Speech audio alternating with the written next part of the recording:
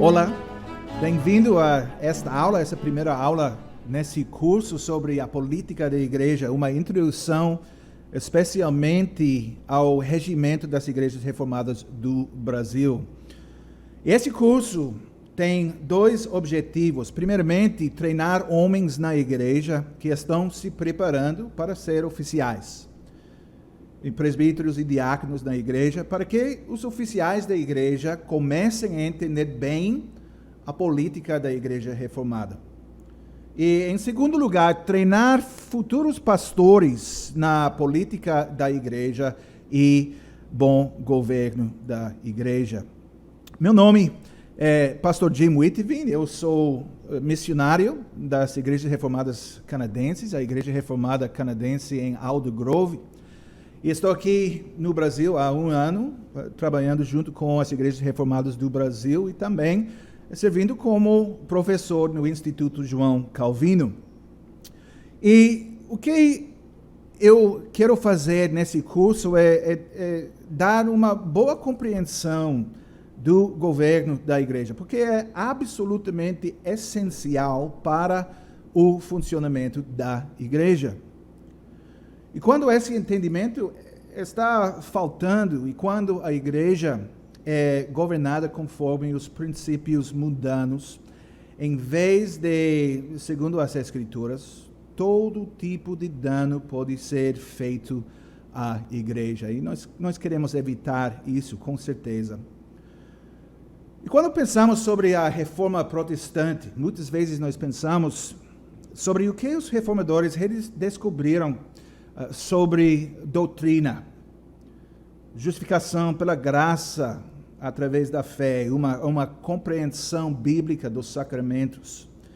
E talvez nós pensamos sobre adoração, a centralidade da palavra de Deus e a importância dos meios de graça. Mas o governo da igreja também foi um aspecto central da reforma protestante. Os reformadores rejeitaram a hierarquia da Igreja Católica Romana e eles estudaram as Escrituras para desenvolver um sistema bíblico de governo da igreja. E assim, nesse curso, vamos examinar numa série de 15 lições o governo da igreja bíblica com foco no regimento das igrejas reformadas do Brasil, que é baseado no regimento desenvolvido no Sínodo de Dort, que foi escrito há 400 anos atrás, este ano, e baseado em princípios que foram desenvolvidos muito antes na história da igreja.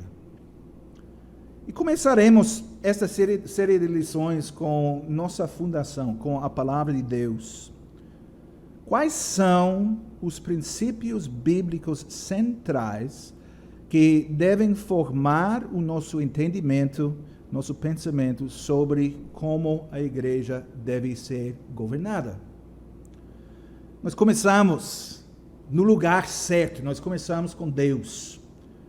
Deus é soberano sobre tudo.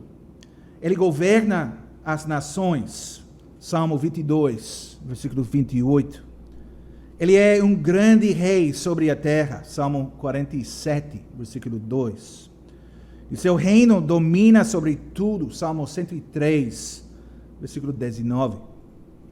Após a vitória de Cristo sobre o pecado e sobre Satanás na cruz, Deus colocou todas as coisas sob seus pés.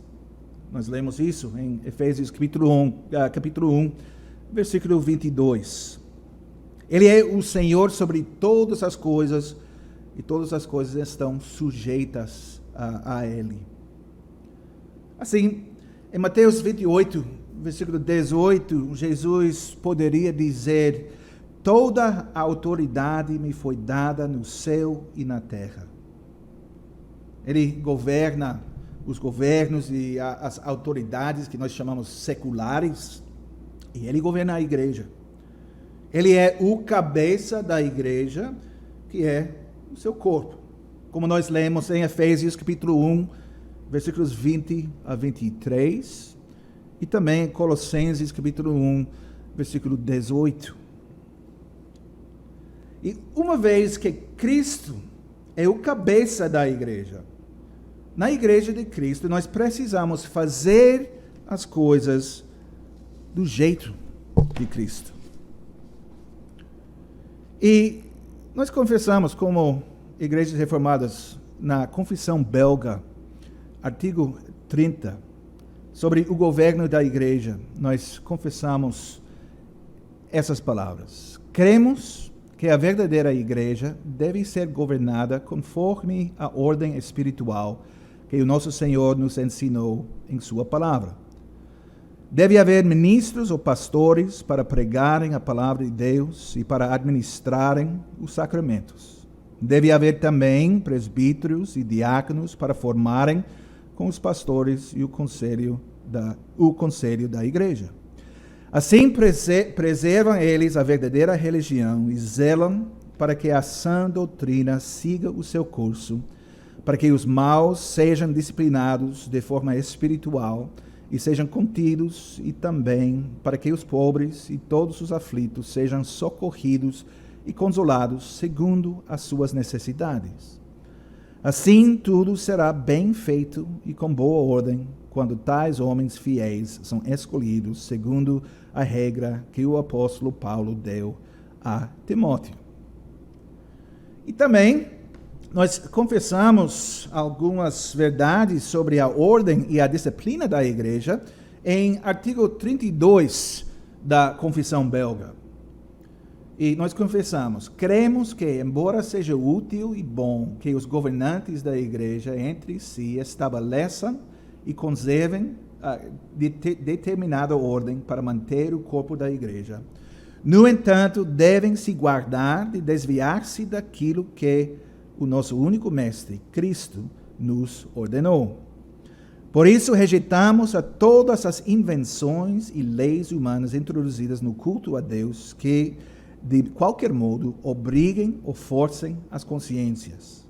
Só aceitamos aquilo que é apropriado para preservar e promover a harmonia e unidade e para manter tudo em obediência a Deus. Para este fim, disciplina e excomunhão devem ser exercidas de acordo com a palavra de Deus. Então, visto que a igreja pertence ao Salvador, a Jesus Cristo, nós, que pela graça de Deus nós pertencemos à igreja e pertencemos a Cristo, nós devemos assegurar que a igreja de Cristo seja de fato governada de acordo com a palavra de Deus. Então, eu quero falar um pouco em resposta a essa pergunta: como é que Cristo governa a sua igreja? E há dois lados a essa liderança que Cristo mostra quanto à igreja. Ele governa imediatamente e ele governa mediatamente.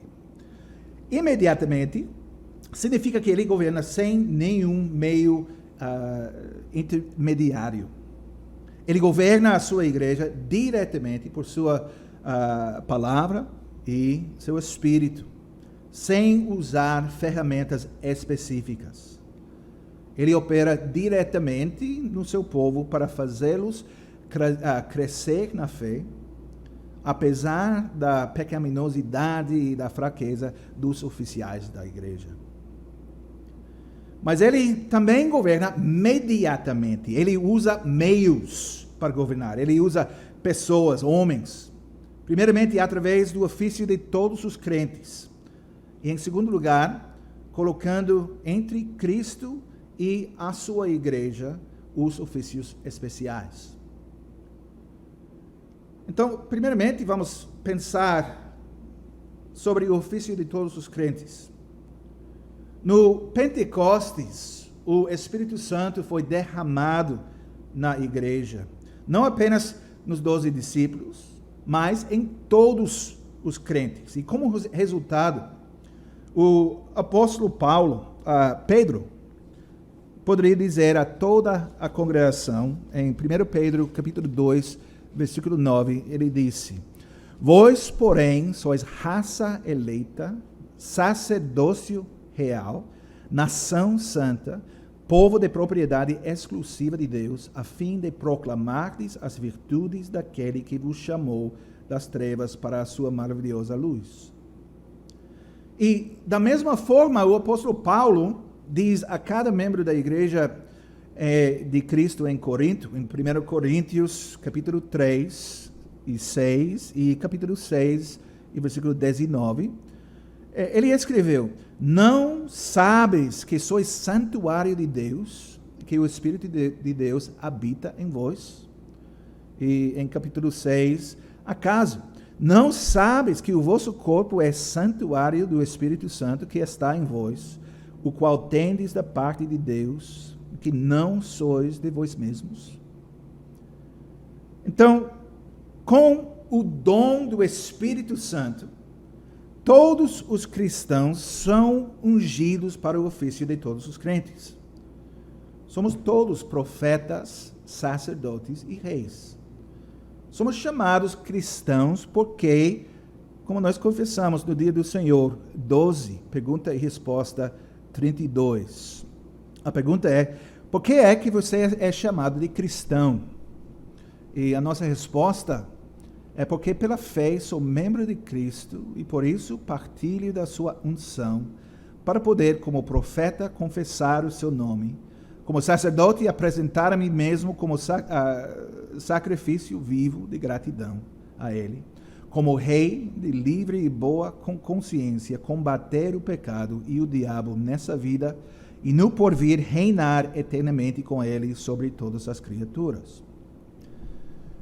E uma vez que todos nós compartilhamos no ofício de todos os crentes, todos nós temos um lugar e uma tarefa na congregação.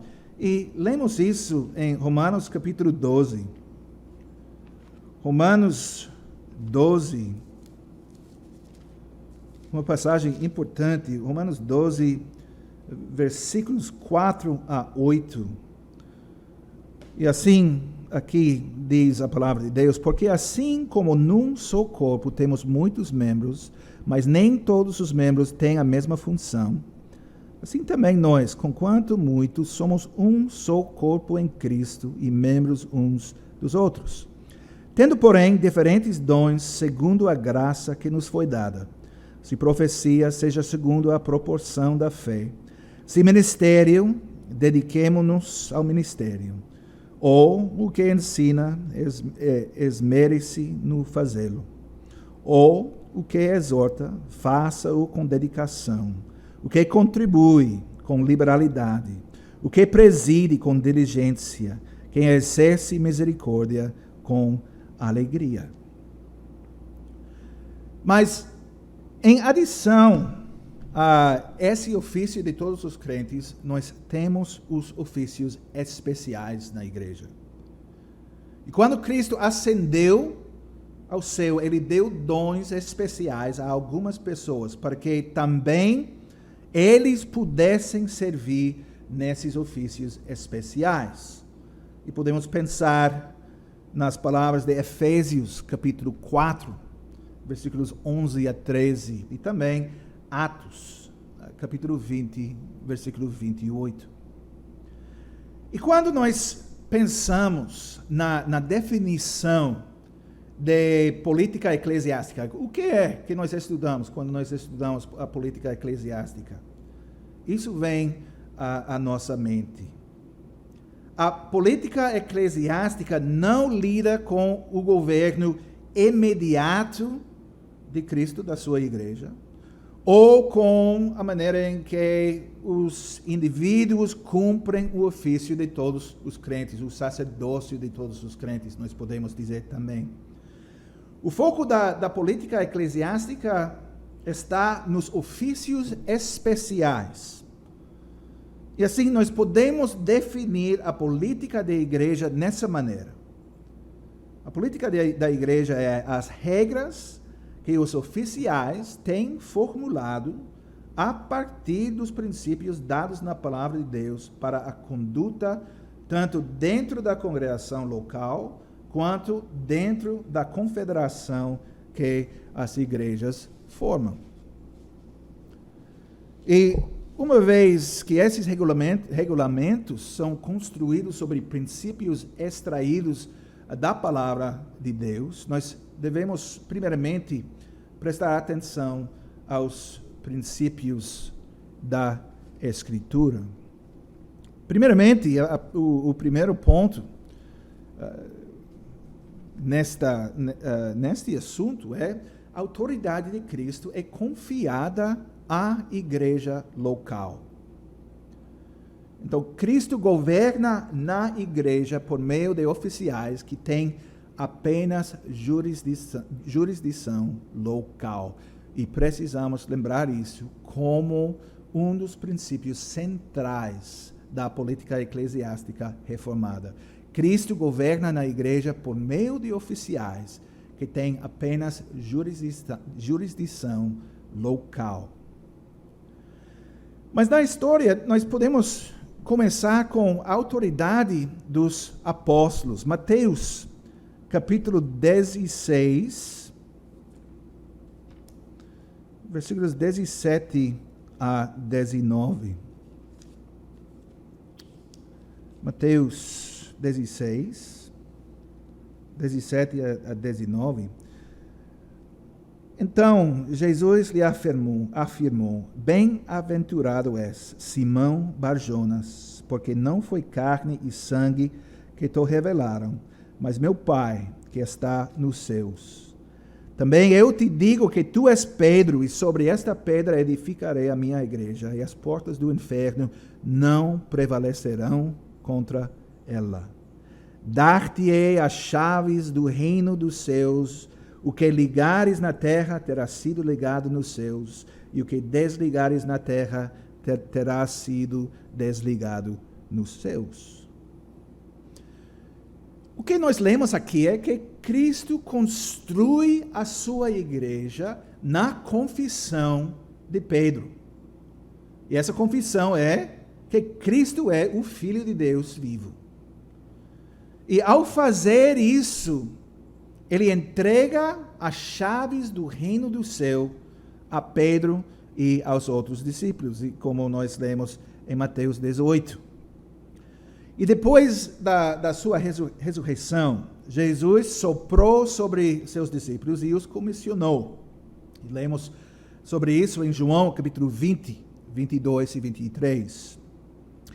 Os 12 discípulos foram encarregados da função de supervisionar a entrada no céu com as chaves do reino. Eles receberam a autoridade de Cristo. E com esse dom e essa autoridade, os apóstolos começaram a pregar o Evangelho. E fazendo isso com a autoridade que lhes foi confiada, eles abriram o reino dos céus. Eles também falavam palavras francas de admoestação quando necessário. Como nós lemos em Gálatas, capítulo 2, 11 a 14, e 1 Coríntios 5, nós lemos essas palavras de admoestação. E através da pregação e do exercício da disciplina da igreja, os apóstolos abriram e fecharam a entrada ao reino dos céus. Mas agora, precisamos pensar na autoridade dos substitutos dos apóstolos. E outros apóstolos não poderiam ser nomeados para tomar o lugar dos apóstolos originais, para ser um apóstolo ou homem. Para ser um apóstolo, o homem precisava testemunhar a obra e a ressurreição, a vida, a encarnação de Jesus. E quando os apóstolos morreram, não houve mais testemunhas da ressurreição de Cristo e, portanto, não houve substitutos para o ofício de apóstolo. Apesar da prática de muitas igrejas hoje em dia que têm assim chamados apóstolos. Eles não são, ou elas, ainda pior, não são apóstolos, na verdade. Então, o ofício de apóstolo cessou, porque não temos essas testemunhas à encarnação, ministério terrestre de Jesus. Mas esse fato não significa que sua autoridade deixou de existir nessa terra. O Senhor da igreja moveu seus apóstolos para designar homens que receberam a autoridade para abrir e fechar o reino dos céus. E lemos isso em passagens como Atos, capítulo 14, versículo 23, onde nós lemos: e promovendo-lhes em cada igreja a eleição de presbíteros, depois de orar com jejuns, os encomendaram ao Senhor em quem haviam crido. E também Tito, capítulo 1 e versículo 5. Por esta causa te deixei em Creta, para que pusesses em ordem as coisas restantes, bem como em cada cidade constituísses presbíteros, conforme te prescrevi. E 1 Timóteo, capítulo 5, 17. Devem ser considerados merecedores de dobrados honorários os presbíteros que presidem bem, com especialidade os que se afadigam na palavra e no ensino. Em Efésios capítulo 4, versículo 11, nós lemos que Cristo deu na sua ascensão dons aos homens. E dos 4 ofícios mencionados neste texto, o ofício de pastores e mestres é o único que ainda existe atualmente. O ofício de apóstolo cessou com a morte do último apóstolo. O ofício de profeta também cessou quando a Bíblia foi completada, pois nenhuma revelação nova ou adicional era necessária. E por isso, e através dos pastores e mestres, esse grupo de homens, através deles, que o Senhor tem o prazer de governar a sua igreja atualmente. E esses pastores e mestres são mencionados na Escritura como presbíteros ou como bispos, bem como pastores. E para esses oficiais, o Senhor deu autoridade e foi honrado. Lemos isso em 1 Tessalonicenses 5, 12 e 13, e Hebreus 13, versículo 17. E uma vez que o chefe da igreja deu a sua autoridade aos presbíteros, todo o povo de Deus deve mostrar honra e respeito a esses líderes. Isso não por causa da sua pessoa, mas porque Deus deu essa autoridade a eles. E visto que os oficiais recebem a autoridade de Deus, eles não têm autoridade própria. Quando eles ensinam, quando eles admoestam, eles devem falar e agir de acordo com a palavra de Deus. Assim que um oficial faz o contrário, ele sai da sua autoridade, essa autoridade dada por Deus, e ele põe em perigo a igreja de Cristo. É tão sério. E nas palavras dos presbíteros, a congregação deve ouvir a voz do grande pastor.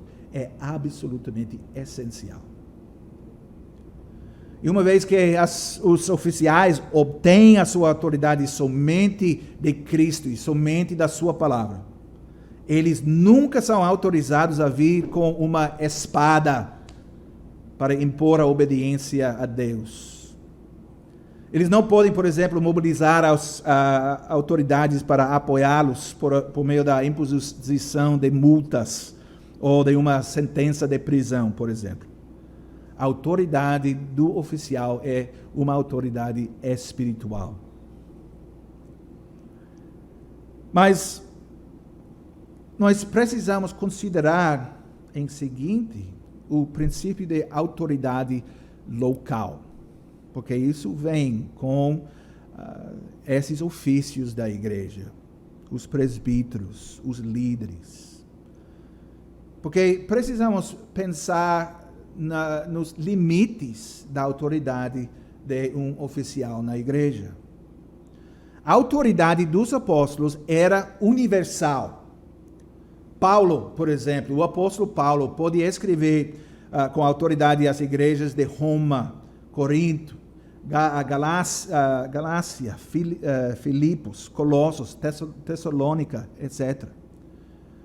O rei da igreja, o chefe da igreja, disse a João, em Apocalipse, que enviasse uma carta a cada uma das 7 igrejas da Ásia Menor.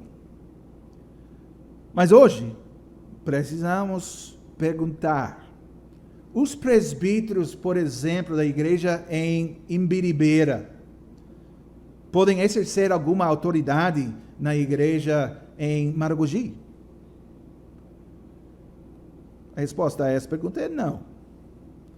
O caráter universal da autoridade dos apóstolos morreu com o ofício do apóstolo. Atos 14, 23 nos diz que os presbíteros foram designados em todas as igrejas. Nenhum dos presbíteros foi designado para servir todas as igrejas. Em Tito capítulo 1, versículo 5, lemos que Tito foi deixado em Creta para nomear presbíteros em todas as cidades. Em Apocalipse 2 e 3, somos apresentados a 7 oficiais locais, chamados os anjos, os ministros, ou podemos chamar a eles presbíteros regentes. Eles estavam ligados com a igreja local. E devemos também destacar o fato que a igreja em cada localidade é descrita no Novo Testamento como um corpo de Cristo. Como nós lemos, por exemplo, em 1 Coríntios, capítulo 12, 27. Cada igreja local é completa em si mesma, completamente uma igreja. E além disso, é importante também destacar que a voz do pastor, do grande pastor, é ouvida localmente na igreja local. A pregação do evangelho, que é a responsabilidade dos presbíteros, ocorre pelo falar dos homens. E pela natureza do caso, é inerentemente local essa pregação do evangelho. Pela pregação do evangelho, através da palavra e dos sacramentos, os meios da graça, a igreja é localmente reunida. Assim, nenhuma igreja está acima da outra igreja e nenhum oficial está acima do outro oficial. E nas palavras de Jesus Cristo, Mateus 23, versículo 8, vós, porém, não sereis chamados mestres, porque um só é vosso mestre e vós todos sois irmãos. E nós encontramos isso no nosso próprio regimento, no regimento das igrejas reformadas do Brasil. Nenhum oficial dentro da confederação das igrejas pode ditar o que deve ser feito numa outra igreja. Sua autoridade é apenas local. Isso é um dos princípios centrais na política eclesiástica reformada. Mas o outro princípio central é o vínculo das igrejas e a conexão que existe entre as congregações. E o livro de Atos nos fala muito sobre a formação de igrejas locais. Atos 5, e versículo 11, refere-se à igreja em Jerusalém, que formou um corpo e fez as coisas como um só corpo. Um fato que é enfatizado na história da igreja em Jerusalém. Atos, capítulo 2, 44 a 46. Atos, capítulo 4 e versículo 32. Atos, capítulo 8, versículo 1.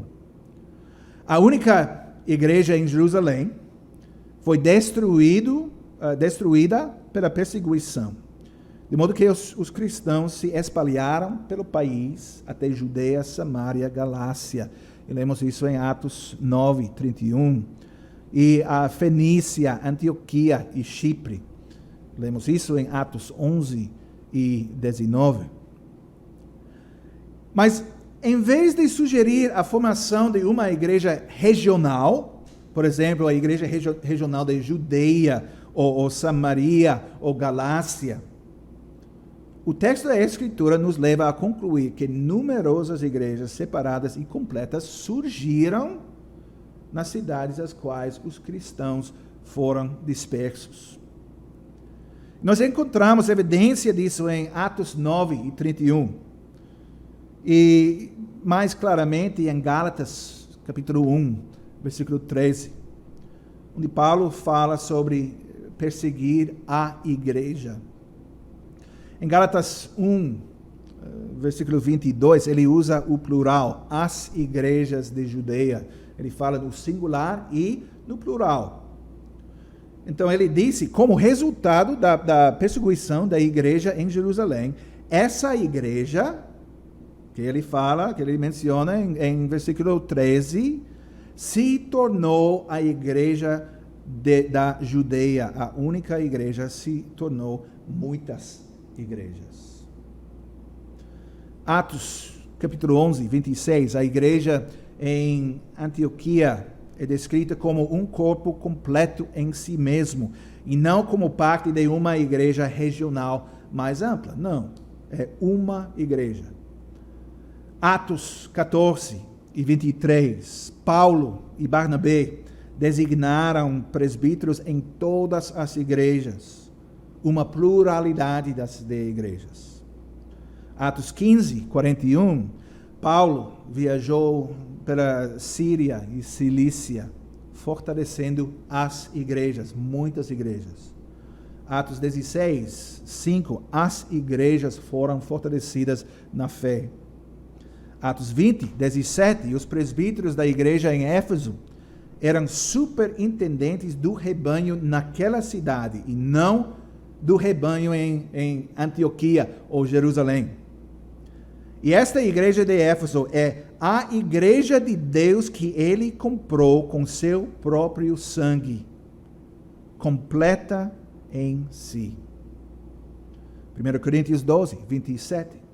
Paulo fala da igreja de Deus em Corinto como um corpo de Cristo.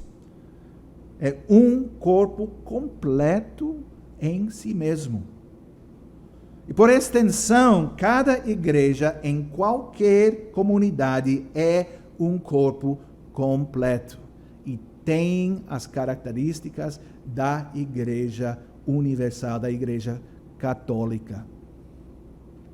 A palavra igreja, portanto, não descreve uma entidade regional ou nacional, da qual cada igreja local é uma parte.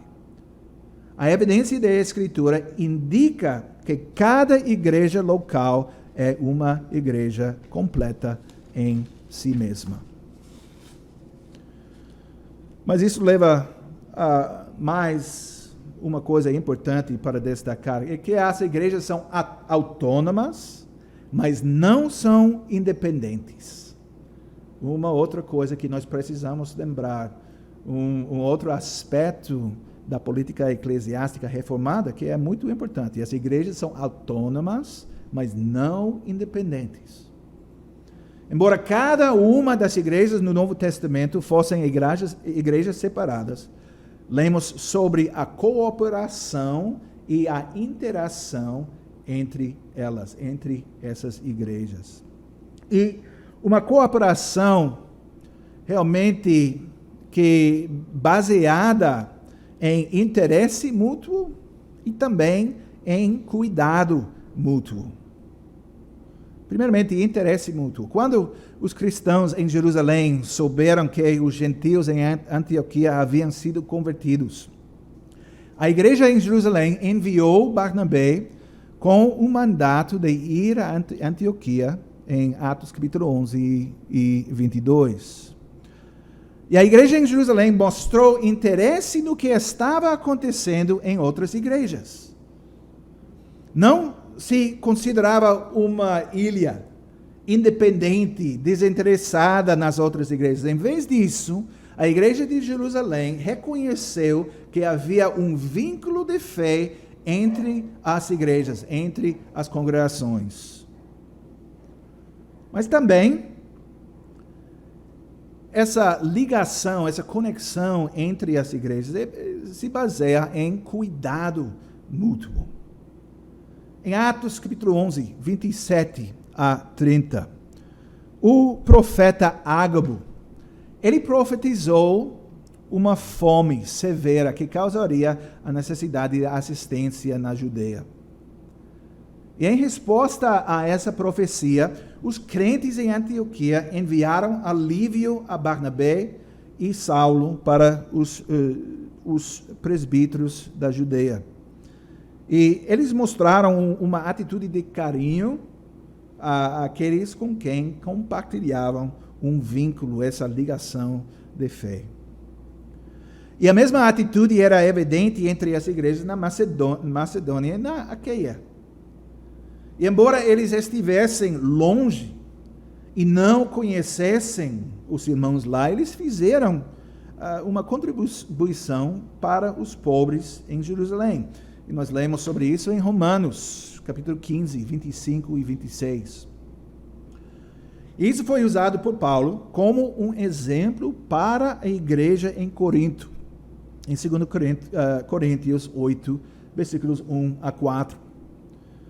E Paulo também incentivou os coríntios a dar em benefício de igrejas necessitadas fora de Corinto. E os tessalonicenses também cuidaram de ajudar os irmãos que viviam na Macedônia, na norte de Grécia. E nós lemos sobre isso em 1 Tessalonicenses 4, 9 e 10. Mais uma coisa que nós encontramos no Novo Testamento são as cartas de recomendação. E a existência dessas cartas de recomendação nos mostra que havia essa ligação entre as igrejas. Romanos capítulo 16, 1 e 2. Recomendo-vos a nossa irmã Febe, que está servindo a igreja de Cencreia, para que a recebais no Senhor como convém aos santos, e a ajudeis em todos que de vós vier a precisar, porque tem sido protetora de muitos e de mim, inclusive. Isso é uma carta de recomendação. Atos 18 e versículo 27, querendo ele percorrer a Acaia, animaram-no os irmãos e escreveram aos discípulos para o receberem. Tendo chegado, auxiliou muito aqueles que, mediante a graça, haviam crido. Uma outra carta de recomendação. E essas cartas de recomendação para os membros que viajaram para outra igreja demonstram um reconhecimento do vínculo de fé que uniu essas igrejas. Essas igrejas não foram independentes, eles desfrutaram essa ligação, esta conexão. E também encontramos mais evidência das conexões entre as igrejas nas saudações no Novo Testamento. Por exemplo, 2 João 15, onde João escreve: a paz seja contigo, os amigos te saúdam, saúda os amigos, nome por nome. E Romanos 16, versículo 16, saudai-vos uns aos outros com ósculo santo, todas as igrejas de Cristo vos saúdam. E 1 Coríntios, capítulo 16, e versículo 19, as igrejas da Ásia vos saúdam, no Senhor muito vos saúdam aqui a Áquila e Priscila, e bem assim a igreja que está na casa deles.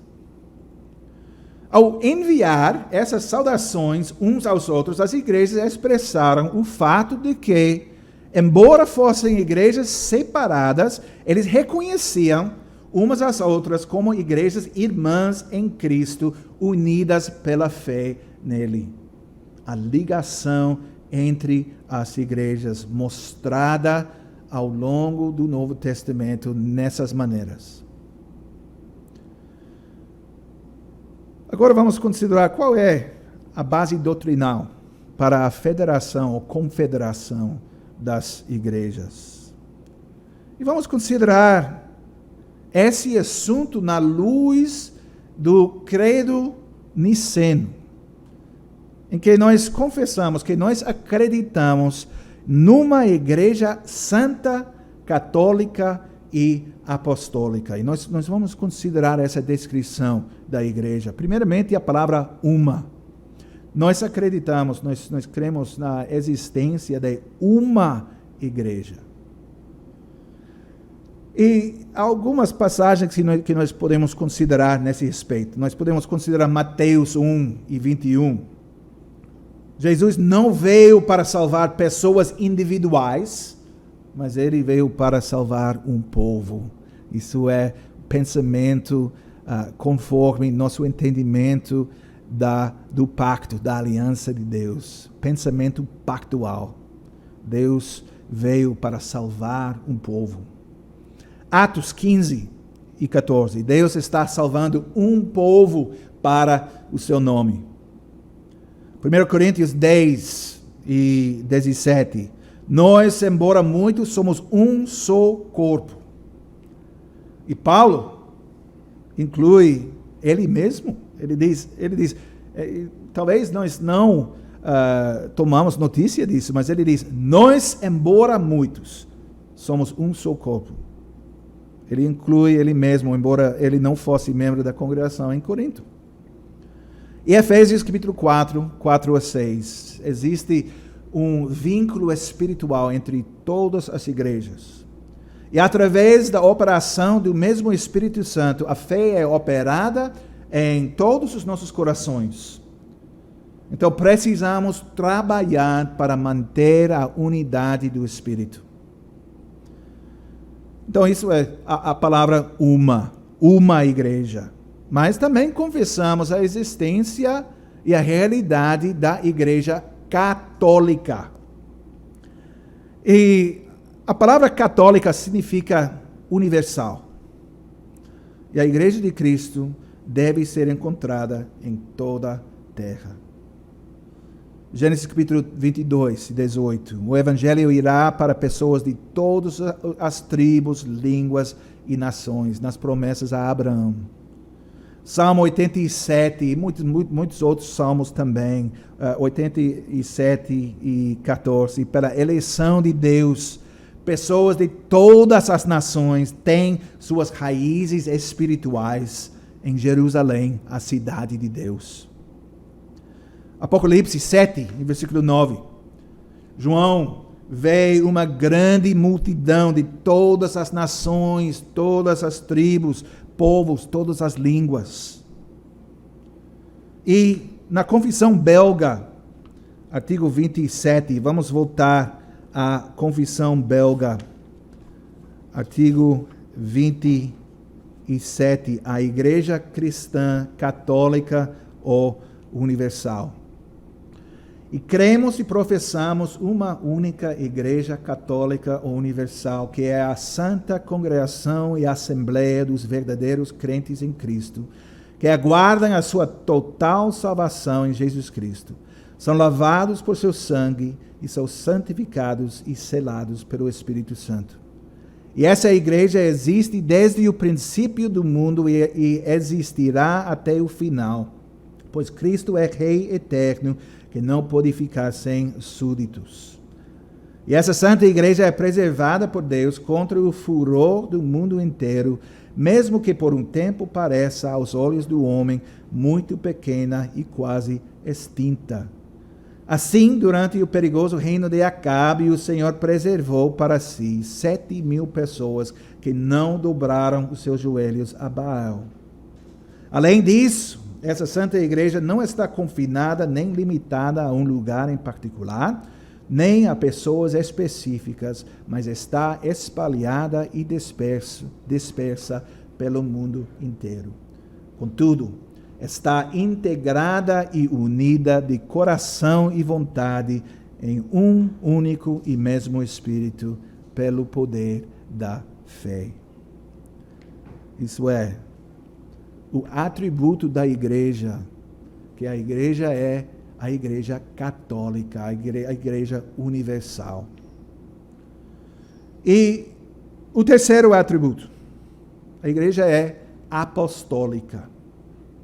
E o Senhor revelou que sua única igreja, em qualquer lugar que possa ser, em que a igreja possa ser reunida, crê a mesma doutrina, a doutrina dada aos homens pela inspiração de Deus através dos apóstolos. E nós lemos isso em Efésios, capítulo 2, 19 a 22, onde diz: assim, já não sois estrangeiros e peregrinos, mas concidadãos dos santos, e sois da família de Deus, edificados sobre o fundamento dos apóstolos e profetas, sendo Ele mesmo, Cristo Jesus, a pedra angular, no qual todo o edifício bem ajustado cresce para santuário dedicado ao Senhor, no qual também vós juntamente estáis sendo edificados para a habitação de Deus no Espírito. E também Apocalipse 21 e 14. A muralha da cidade tinha 12 fundamentos, e estavam sobre estes os 12 nomes dos 12 apóstolos do Cordeiro, a fundação, o fundamento da igreja, os apóstolos, os 12 apóstolos, o Novo Jerusalém. Então, porque Deus revelou um evangelho, as boas novas, Paulo pôde instruir os colossenses a terem sua carta lida em outras igrejas também.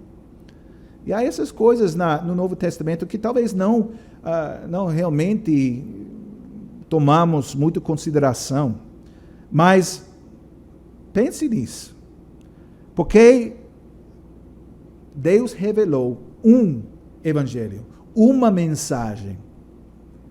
Paulo pode dizer aos colossenses, eles precisavam ter a carta lida em outras igrejas. Colossenses 4 e 16. Tiago também poderia escrever uma carta para as 12 tribos dispersas, como ele escreveu em Tiago capítulo 1, na introdução da sua carta. Outra característica da igreja é que a igreja deve ser santa. E a igreja é santa. E todas as igrejas de Cristo participam da mesma obra santificadora do Espírito Santo. E todas as igrejas, todos os membros das igrejas são santos. E a única obra de santificação do Espírito Santo em todas as igrejas mostra a unidade que existe entre as igrejas, essa ligação. É uma operação do Espírito Santo que nos liga. Isso é nosso vínculo. E a santidade deve caracterizar todas as igrejas. E essa santidade, quando nós pensamos na palavra santidade, isso fala sobre a separação do mundo. Outras maneiras de falar sobre santidade também, não precisamos entrar em muitos detalhes agora, mas pensando sobre a separação do mundo. Uma vez que as numerosas igrejas locais estão unidas pelo trabalho do único Espírito Santo, a santidade precisa nos caracterizar e caracterizar as igrejas. E, em conclusão dessa consideração da descrição da igreja no credo niceno, Deus nos disse na sua palavra que as igrejas são separadas e autônomas. Como eu disse, não independentes, mas autônomas. Ele também nos diz que sua igreja é uma, santa, católica e apostólica. E de várias maneiras, as igrejas autônomas expressam o vínculo espiritual que as une. Como nós confessamos nas igrejas reformadas em artigo 27 da Confissão Belga. Como igrejas, nós vivemos na comunhão dos santos, e nós vivemos a comunhão dos santos. E o que nós lemos nos provérbios sobre relações entre pessoas tem muito para dizer a nós sobre as conexões entre as igrejas também. Por exemplo, Provérbios 11 e 14 diz: não havendo sábia direção, cai o povo, mas na multidão de conselheiros há segurança. E Provérbios 15 e 22, onde não há conselho, fracassem os projetos, mas com os muitos conselheiros há bom êxito. É verdade para pessoas, para indivíduos, mas é verdade também para as igrejas. Ao invés de tentar enfrentar os problemas ou lidar com nossas dificuldades por conta própria, temos que procurar o conselho de outros para tomar uma decisão mais sábia e mais informada. E para pessoas finitas e pecadoras nesse mundo arruinado, é necessário procurar o conselho dos outros. E igualmente é necessário para uma igreja local, pelas mesmas razões. Paulo diz em Filipenses 2, em versículos 13 e 4, ele diz isso.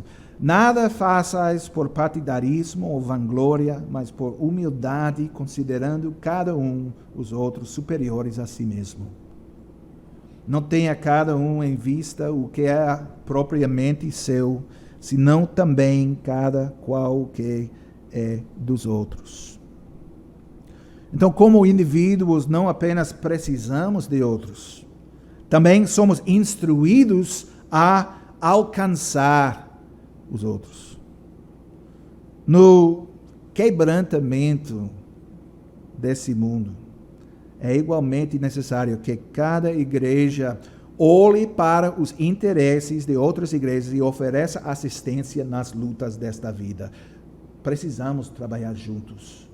Nós temos um inimigo comum, nós compartilhamos o Senhor comum, nós temos a fé comum, nós somos juntos o templo do Espírito Santo, nós precisamos uns dos outros. E 1 Coríntios 14 e 26, Paulo diz isso: que fazer, pois, irmãos? Quando vos reunis, um tem salmo, outro doutrina, este traz revelação, aquele outra língua, ainda outra interpretação. Ele diz: seja tudo feito para edificação, para edificar esse templo, esse corpo de Cristo. E Paulo também fala de práticas nas igrejas. Ele usa a igreja em Jerusalém como exemplo para Corinto, de como Deus desejava ser adorado na igreja. E vamos voltar também, mais uma vez, porque muitas coisas têm, quando nós pensamos na política eclesiástica reformada, muitos dos aspectos da nossa política têm raízes na Confissão Belga. E artigo 28,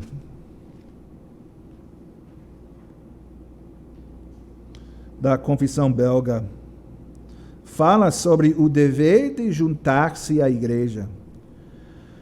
E aqui a igreja confessa: cremos que essa santa assembleia e congregação é a assembleia dos remidos e que fora dela não há salvação.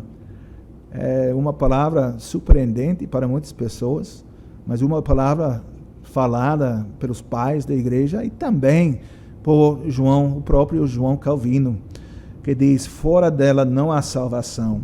Por isso, ninguém, seja qual for a sua posição ou reputação, deve se retirar dela e contentar-se com sua própria pessoa.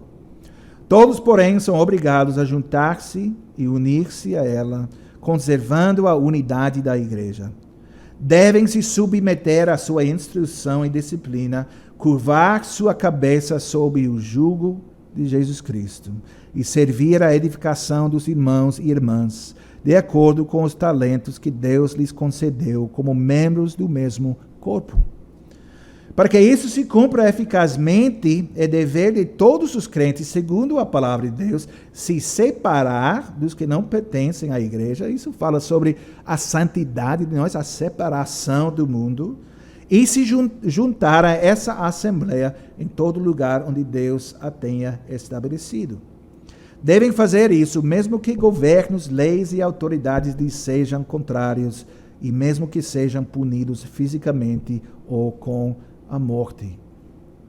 Portanto, todo o que se aparta da igreja ou não se junta a ela, contraria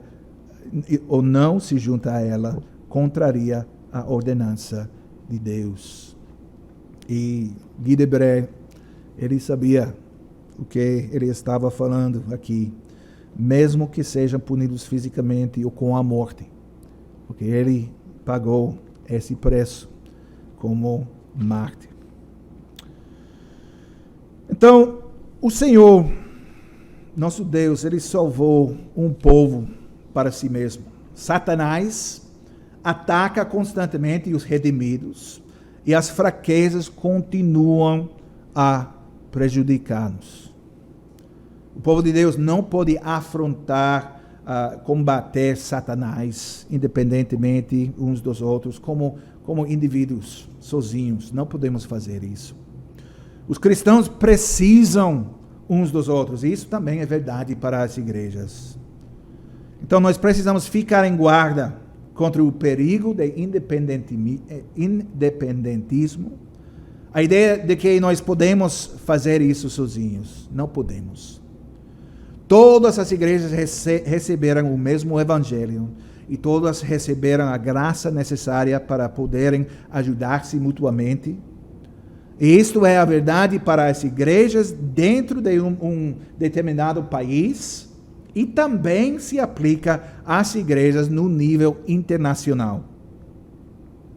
Toda igreja é a igreja de Cristo. E, portanto, cada igreja tem um vínculo com as igrejas em outras áreas. Nós não lemos sobre igrejas formando uma federação, confederação na Bíblia. Mas isso não é surpreendente, porque uma confederação é uma expressão organizacional de uma unidade existente. E toma tempo para que esse tipo de expressão organizacional se concretize. Mas é uma ideia muito bíblica que todas as igrejas de Deus estejam unidas dessa maneira. E uma unidade existe e é expressa através da formação de uma confederação de igrejas. Este vínculo de igrejas. Mas formar e unir um vínculo de igrejas é um ato de obediência ao Senhor. E, no entanto, ninguém pode obrigar outra igreja a se unir a uma confederação. E desta forma, a formação ou filiação numa confederação de igrejas é um assunto, uma questão voluntária. Uma igreja que se une a uma confederação de igrejas reconhece dessa maneira que aceita as outras igrejas naquela confederação como igrejas de Cristo, igrejas verdadeiras de Cristo. E promete ficar e permanecer ao lado dessas igrejas, não importa o que aconteça, e dar qualquer assistência que seja necessária. Seja ajuda financeira, ajuda espiritual, encorajamento, e até a admoestação, que algumas vezes é necessário também. E o modo como as igrejas vivem nesse relacionamento foi escrito no regimento das igrejas reformadas do Brasil. E toda igreja que se une a uma confederação promete manter e cumprir esse regimento. Por exemplo, no nosso caso, aqui no Brasil, a igreja reformada em Cabo Frio pode esperar que a igreja reformada em Maceió fale e diga quando se extraviar. E pode esperar a ajuda de outras igrejas se tiver dificuldades financeiras, por exemplo. Como irmãos do Senhor, nós devemos e nós temos também a oportunidade, o privilégio de estar sempre prontos para ajudar uns aos outros. Então, isso foi a primeira aula nesse curso sobre a política eclesiástica, com nosso foco no regimento, a introdução da base bíblica do governo da igreja. E eu tenho algumas perguntas que eu quero levar com vocês, e vocês podem fazer esse trabalho em casa. 6 perguntas, e vamos colocar na tela também. E a primeira pergunta é: qual é a diferença entre a autoridade dos apóstolos e a autoridade dos homens que eles designaram como sucessores? E por que essa diferença é importante? A diferença entre os apóstolos e aqueles que tomaram o lugar dos apóstolos na igreja. Segunda pergunta é: quais são os 2 princípios centrais do governo da igreja reformada? E na prática, como esses princípios funcionam juntos? E a terceira pergunta: qual é a diferença entre a autonomia da igreja local e a independência da igreja local? Qual é a diferença entre autonomia e independência? 4. O que a confissão da igreja no Credo Niceno diz sobre as características da igreja de Cristo? Número 5. Quando nós confessamos que a igreja é católica, o que isso significa? E como esse uso da palavra católica difere da maneira em que nós normalmente pensamos na palavra católica? E, finalmente, número 6, como a relação entre as igrejas é semelhante à relação entre crentes individuais.